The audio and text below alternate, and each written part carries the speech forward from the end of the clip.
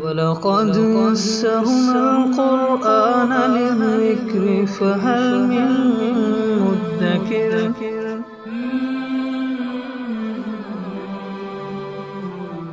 سورہ آل عمران آیت نمبر 121۔ اعوذ باللہ من الشیطان الرجیم، بسم اللہ الرحمن الرحیم۔ وَإِذْ غَدَوْتَ مِنْ أَهْلِكَ تُبَوِّئُ الْمُؤْمِنِينَ مَقَاعِدَ لِلْقِتَالِ وَاللَّهُ سَمِيعٌ عَلِيمٌ۔ إِذْ هَمَّت طَّائِفَتَانِ مِنْكُمْ أَنْ تَفْشَلَا وَاللَّهُ وَلِيُّهُمَا وَعَلَى اللَّهِ فَلْيَتَوَكَّلِ الْمُؤْمِنُونَ۔ سابقہ آیات میں مسلمانوں کو یہ ہدایت دی گئی تھی کہ تم لوگ صبر کرو اور تقوی پر قائم رہو، کافروں کے مکر و فریب تمہیں کچھ نقصان نہیں پہنچائیں گے۔ ان آیات میں غزوہ احد کے کچھ واقعات کی طرف اللہ تعالیٰ اشارہ فرما رہے ہیں۔ 2 ہجری کے اندر غزوہ بدر ہوا، جس میں مشرکین مکہ کو شکست فاش ہوئی اور 70 کے قریب سورما ان کے قتل ہوئے اور 70 کے قریب ہی گرفتار ہوئے۔ یہ انتہائی ذلت آمیز شکست تھی، اور جس کی وجہ سے مشرکین مکہ ان کو چین نہیں آ رہا تھا، اور وہ مسلسل تیاری میں لگے ہوئے تھے، مسلسل بے چین تھے۔ خاص طور پر جن گھرانوں کے افراد قتل ہوئے تھے یا گرفتار ہوئے تھے، وہ مسلسل تحریک چلا رہے تھے کہ ہم نے مسلمانوں سے اس شکست کا بدلہ لینا۔ لہذا 3 ہجری کے اندر ان کا 3000 نفوس پر مشتمل ایک لشکر جرار تیار ہو کر وہ مدینہ طیبہ پر حملہ آور ہوا، اور احد کے قریب ہی ان لوگوں نے پڑاؤ ڈالا۔ تو نبی پاک صلی اللہ علیہ وسلم نے حضرات صحابہ کرام سے مشاورت کی، اور اس مشاورت میں رئیس المنافقین عبداللہ بن ابی بھی تھا۔ تو آپ علیہ السلام کی رائے یہ تھی کہ مدینہ طیبہ کے اندر رہ کر دفاعی پوزیشن اختیار کی جائے اور یہیں رہ کر لڑا جائے، باہر نکل کر مدینہ سے وہ لڑائی نہ کی جائے، اس کے اندر زیادہ حفاظت ہے مسلمانوں کی۔ لیکن کچھ حضرات ایسے تھے کہ جو بدر کے اندر شریک نہیں ہو سکے تھے، تو ان کے اندر خوب جوش اور ولولہ تھا اور شہادت کی تمنا تھی۔ تو ان حضرات نے بڑھ چڑھ کر یہ رائے دی کہ جی نہیں، دو بدو مقابلہ کیا جائے اور باہر نکل کر ان سے لڑا جائے۔ تو جب رائے کثرت سے یہ آنے لگی تو آپ صلی اللہ علیہ وسلم نے یہ فیصلہ فرما دیا کہ ٹھیک ہے، مدینہ طیبہ سے باہر نکل کر آمنا سامنا کیا جائے گا اور لڑائی کی جائے گی۔ تو جب آپ علیہ السلام نے یہ فیصلہ کر کے گھر تشریف لے گئے اور زرہ لگائی اور ہتھیار لگائے اور باہر تشریف لائے، تو اب بعض حضرات کو اپنی رائے پر افسوس ہوا، اور انہوں نے آپ علیہ السلام سے عرض کی کہ آپ کی جیسے رائے تھی تو آپ ویسے ہی فیصلہ فرما دیجئے کہ مسلمان مدینہ کے اندر رہ کر ہی لڑیں۔ آپ علیہ السلام نے فرمایا کہ نبی جب ہتھیار لگا لیں تو بغیر قتال کے وہ ہتھیار کھول دیں، یہ نبی کی شان کے لائق ہے۔ آپ علیہ السلام نے فرمایا اب تو باہر جا کر ہی لڑیں گے۔ تو بہرحال لشکر تیار ہوا، تقریباً 1000 افراد پر مشتمل۔ تو یہ لشکر جب نکلا تو عبداللہ بن ابی رئیس المنافقین اپنے 300 ساتھیوں سمیت یہ کہہ کے الگ ہو گیا کہ جی ہماری بات تو مانی نہیں، لہٰذا ہم کیوں باہر جا کر لڑیں، ہم بھی اس لشکر کا ساتھ نہیں دیں گے۔ تو وہ الگ ہو گئے، تو مسلمان رہ گئے 700، اور کفار کا لشکر تھا 3000۔ میدان احد کے اندر آپ علیہ السلام لشکر کے ساتھ تشریف لے گئے۔ آپ علیہ السلام نے ترتیب یہ بنائی کہ اپنے پیچھے احد پہاڑ کو لیا تاکہ بیک محفوظ ہو جائے، اور ایک جانب میں یعنی بائیں جانب میں وہ ایک چھوٹی سی پہاڑی تھی، اور اس کے اوپر سے خطرہ تھا کہ یہاں سے نہ حملہ ہو جائے تو حضرت عبداللہ بن جبیر رضی اللہ عنہ کے ساتھ تیر اندازوں کی ایک جماعت کو وہاں مقرر فرما دیا کہ تم لوگوں نے یہاں رہنا ہے اور یہاں سے نہیں اترنا، چاہے ہم جنگ جیتیں یا ہاریں، آپ لوگوں نے اس درے کو نہیں چھوڑنا۔ اور آپ علیہ السلام نے صفیں مقرر کی، صفیں بنائی۔ یہ جو صفیں باندھنا تھا اور باقاعدہ ٹھکانے مقرر کرنے تھے،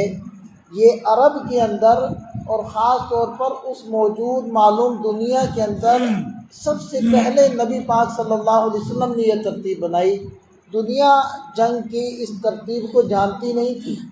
اور اس چیز کا اقرار مسلمانوں سے ہٹ کر غیر مسلم جو مورخین مصنفین ہیں انہوں نے بھی کیا، اور اپنی کتابوں میں تذکرہ کیا ہے کہ دنیا نے جنگوں کے اصول بھی حضرت محمد صلی اللہ علیہ وسلم سے سیکھے، جس کا تذکرہ اس آیت مبارکہ میں بھی اللہ تعالیٰ فرما رہے ہیں۔ تو آپ علیہ السلام نے ٹھکانے مقرر کیے، صفیں باندھی، اور مسلمانوں کو صف آرا کیا۔ دشمنوں کے مقابلے میں مشرکین بھی جنگ بدر کے اندر نقشہ دیکھ چکے تھے مسلمانوں کا، اس لیے انہوں نے بھی صفیں باندھی۔ اور جب ابتدا ہوئی جنگ کی تو مسلمانوں کے حملے کے سامنے مشرکین کفار نہ ٹھہر سکے اور بکھر گئے اور بھاگ کھڑے ہوئے، تو مسلمان ان کا پیچھا کر رہے تھے اور ان کو قتل کر رہے تھے، مال غنیمت جمع کر رہے تھے، اور میدان گویا کہ مسلمانوں نے مار لیا تھا۔ تو اس صورتحال کو، اس منظر کو دیکھ کر جو اس پہاڑی کے اوپر یہ حضرت عبداللہ ابن جبیر رضی اللہ عنہ کا گروہ اور ان کی جماعت مقرر تھی، ان لوگوں نے کہا کہ جی بس اب جنگ ختم ہو گئی، اور آپ علیہ السلام کا حکم جنگ تک تھا، جنگ ہم جیت چکے ہیں، اب ہمیں یہاں سے اترنا چاہیے اور اپنے مسلمان بھائیوں کی مدد کرنی چاہیے۔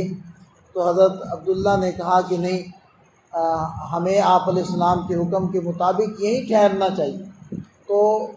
بہت سارے احباب وہاں سے اتر آئے، اور حضرت عبداللہ رضی اللہ عنہ اپنے کچھ رفقاء کے ساتھ وہیں باقی رہے، تو چونکہ اکثر وہاں سے آ گئے تو وہ گویا کہ پہاڑی درہ ایک طرح سے خالی ہو گئی۔ تو حضرت خالد بن ولید رضی اللہ عنہ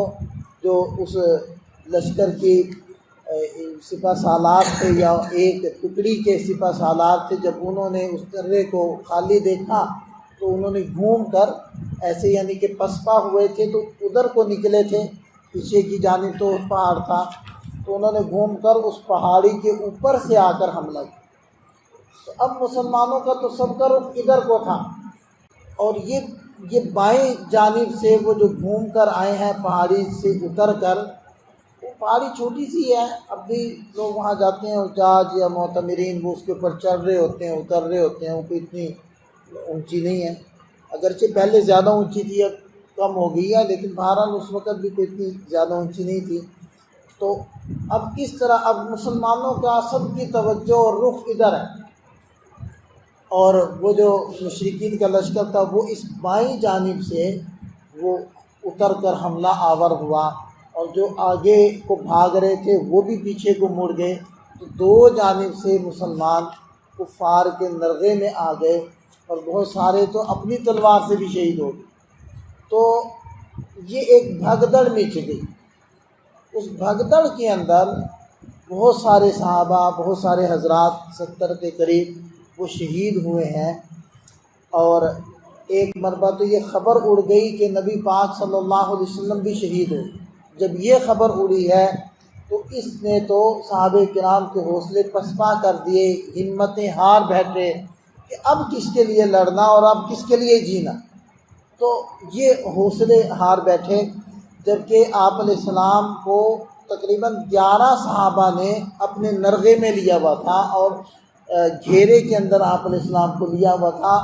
جس میں حضرت ابو دجانہ رضی اللہ عنہ بھی تھے، جنہوں نے سینہ آپ علیہ السلام کی طرف کیا ہوا تھا کہ بے ادبی نہ ہو، اور پیٹھ کفار کی طرف کی ہوئی تھی، اور جو بھی تیر آتا تھا، تلوار لگتی تھی، وہ ان کی کمر پر، پیٹھ پر لگتی تھی، اور آپ علیہ السلام کی حفاظت اس انداز میں کر رہے تھے۔ انہی احباب میں سے ایک حضرت طلحہ انصاری رضی اللہ عنہ بھی تھے۔ کفار کا ایک ریلا آیا، کیونکہ سارا زور آپ علیہ السلام کے اوپر لگ رہا تھا کہ آپ علیہ السلام کو نعوذ باللہ شہید کر دیا گیا۔ تو بڑے بڑے ریلے بن کر آتے اور وہ جتھے آتے تلواریں تیر برساتے ہوئے، اور سب کا زور اس پر ٹوٹ رہا تھا کہ یہ جو 11 احباب نے گھیرے میں لیا ہوا ہے اس گھیرے کو توڑیں اور آپ علیہ السلام کو شہید کریں۔ اب وہ جو ایک ریلا آیا تو آپ علیہ السلام نے فرمایا کہ ان کو کون ہٹائے گا پیچھے؟ تو حضرت طلحہ رضی اللہ عنہ نے کہا کہ یا رسول اللہ میں ہٹاؤں گا۔ آپ علیہ السلام نے فرمایا نہیں، دوسرے صحابی کی تشکیل کی، تم جاؤ۔ تو دوسرے صحابی گئے اور انہوں نے اس جاں فشانی سے لڑے اور اس سارے ریلے کو توڑ دیا، ان کا رخ موڑ دیا اور شہید ہو۔ پھر دوسرا ریلا آیا، پھر آپ علیہ السلام نے فرمایا ان کا رخ کون موڑے گا؟ حضرت طلحہ رضی اللہ عنہ نے کہا یا رسول اللہ میں موڑوں گا۔ آپ علیہ السلام نے فرمایا نہیں، ایک اور صحابی کی تشکیل کی۔ اس طرح 7 مرتبہ ہوا اور 7 صحابہ نے باری باری جا کر اپنی جان کا نذرانہ پیش کیا۔ تو حضرت طلحہ رضی اللہ عنہ کا اس موقع پر ایک بازو وہ شل ہو گیا تھا، کیونکہ جو بھی تیر وہ آتا دیکھتے تو اپنے بازو کو ڈھال بنا کر اس سے روکا کرتے۔ پھر جب مسلمانوں کو پتہ چلا کہ آپ صلی اللہ علیہ وسلم تو موجود ہیں، تو پھر دوبارہ سے اکٹھے ہوئے ہیں اور پھر مسلمانوں نے حملہ کیا ہے اور کفار پسپا ہوئے اور وہ بکھرے اور پھر واپس لوٹے، یہ سوچ کر کہ ایک مرتبہ تو ہم نے میدان مار لیا ہے، کہیں ایسا نہ ہو کہ یہ فتح ہماری شکست سے بدل جائے، اور انہوں نے میدان چھوڑنے اور بھاگنے میں عافیت سمجھی اور وہ نکل گئے۔ تو بہرحال اس واقعے کو اللہ تعالیٰ آیت مبارکہ میں بیان فرمانے وَإِذْ غَدَوْتَ مِنْ أَهْلِكَ، اور آپ یاد کریں اس وقت کو جب آپ احد کے دن صبح کے وقت من اہلک اپنے اہل خانہ سے اپنے گھر سے نکلے، تبوئ المؤمنین مقاعد للقتال، آپ مسلمانوں کو قتال کے لیے ان کی جگہوں کے اوپر، ان کے ٹھکانوں کے اوپر بٹھا رہے تھے۔ واللہ سمیع علیم، اور اللہ تعالیٰ خوب سننے والے جاننے والے ہیں۔ آپ لوگوں کی باتوں کو بھی سن رہے تھے، مشرکین اور کفار اور آپ کے دشمنوں کی باتوں کو بھی سن رہے تھے، تو اللہ تعالیٰ سب کچھ جانتے ہیں۔ اذ ہمت طائفتان منکم ان تفشلا، جب تم میں سے 2 گروہوں نے یہ سوچا کہ وہ ہمت ہار بیٹھیں گے، یعنی جب وہ عبداللہ بن ابی اپنے 300 ساتھیوں کے ساتھ لے کر وہ فرار ہو گیا تو 700 احباب بچے اور سامنے تھا 3000 کا لشکر، تو بنو سلمہ اور بنو حارثہ، یہ اوس اور خزرج کے 2 قبیلے تھے، ان کے دل میں بھی مختلف خیالات آنے لگے کہ مسلمان تو اب بہت کمزور ہیں، بہت تھوڑی تعداد میں ہے، تو ہم تو نہیں جیت سکیں گے میدان، تو ہم بھی میدان چھوڑ دیتے ہیں، یہ خیالات ذہن میں آنے لگے۔ تو اس کا تذکرہ اللہ تعالیٰ نے فرمایا واللہ ولیہما، حالانکہ اللہ ان دونوں قبیلوں کا حامی و ناصر تھا، اللہ تعالیٰ مددگار تھے، تو یہ بات سوچنے کی ضرورت نہیں تھی یا اس بات کی طرف نہیں جانا چاہیے تھا۔ وعلی اللہ فلیتوکل المؤمنون، ایمان والوں کو اللہ پر ہی توکل کرنا چاہیے اور بھروسہ اور اعتماد کرنا چاہیے۔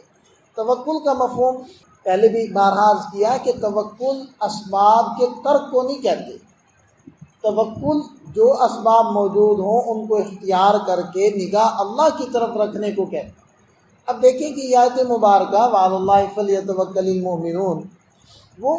خاص جنگ احد کے بارے کے اندر ہے، اس موقع یا ان واقعات کو نقل کرتے ہوئے اللہ تعالیٰ نے یہ بات نازل فرمائی ہے۔ اور جنگ احد میں بھی ظاہری بات ہے جو اسباب موجود تھے، تیر و تلوار تھے، جو زریں تھی، جو گھوڑے اور اونٹ تھے، ان کی تیاری ایمان والوں نے کی تھی، مسلمانوں نے کی تھی۔ تو ایمان والے میں، مسلمان میں اور کافر میں فرق یہی ہے، تیاری تو مسلمان بھی کرے گا اور کافر بھی کرے گا، اسباب وہ بھی اختیار کرے گا، مسلمان بھی کرے گا۔ فرق کہاں سے آئے گا